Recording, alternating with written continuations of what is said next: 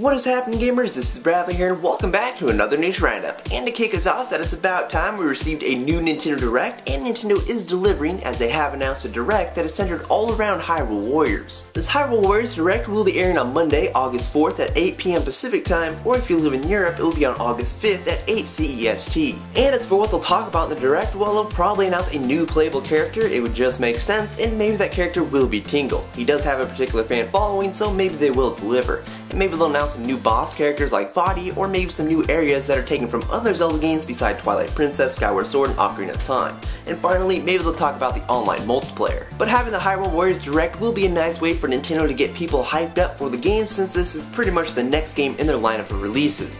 But whatever does get announced, and if it's noteworthy, I'll probably mention it in a video like this. Now, one game I was hoping Nintendo would develop was a game centered all around the Captain Toad stages from Super Mario 3D World. And it was nice to hear during E3 2014 that Nintendo was making it and that it would be released in 2014. But unfortunately, Europe, Australia, and New Zealand are getting one less game in 2014, as Nintendo has confirmed that Captain Toad Treasure Tracker is being delayed to January of 2015 in those regions. Interestingly, the game hasn't budged in North America and Japan. It's still slated to release in the holiday or winter of 2014, but for some reason Nintendo has decided to delay it in those other regions to 2015, which you know kinda stinks because the waiting game isn't very fun. And also, the Wii U kinda needs all the games it can get, and even though Captain Toad will probably not be a system seller, existing Wii U owners would like more games. But hey, what are you gonna do?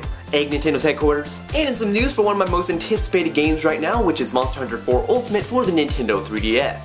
Capcom has delightfully confirmed in terms of its online multiplayer that North America and Europe will be able to play together, which you know is good because that means more people to play with.